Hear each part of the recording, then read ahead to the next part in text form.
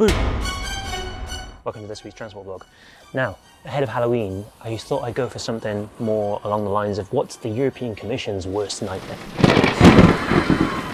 And that very much came to nearly pass last year, 2019, when the European Commission derailed Alstom and Siemens' attempts to merge in a competition procedure that made France and Germany very unhappy and made them question how the European Union works, because they wanted to set up these big European champions to have Alstom, Siemens go together so they could compete against the big boys, particularly China.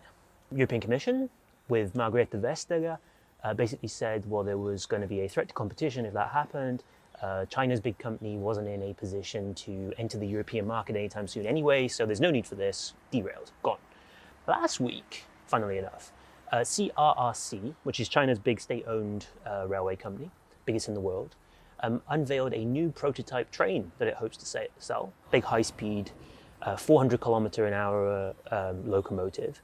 And its biggest advantage is that it can operate on different gauges. The different space between tracks and rails that are in different countries and mean that trains can't simply just go across borders without any sort of infrastructure in place. Its new prototype would be able to basically go all the way from Beijing to Moscow, because it would have onboard systems that would allow the bogies, the wheels underneath the train, to move. This normally happens at border stations like between Poland and Russia and Belarus and places where the entire train is basically lifted up and new bogies are put underneath, which takes a lot of time, a lot of effort, and it's disruptive. This 400km/h beast would basically be able to do the entire journey without stopping, or at least slowing down. Spain currently has some trains that does this, but they are limited to something like 250km/h, which kind of defeats the point of a high-speed train that can go almost twice that speed, right?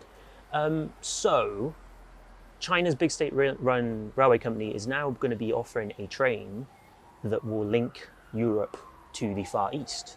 So one could argue that that is, excuse the policeman in the background, we are in Brussels and lockdown after all. Yeah, did the European Commission get it right, basically? I'd love to hear your thoughts on this. It seems that China could enter the European market in a way that other companies simply aren't able to do so at the moment. So was Vestager wrong? Was she right? You know, is this not such a big game-changing idea that I've made it out to be? Could be that I'm wrong. It's never been done before. So yeah, and thank you for tuning in once again. Subscribe to the newsletter, send it to your friends, keep watching the vlog, keep re-watching the vlog. There's an archive below this video that you can check out as well.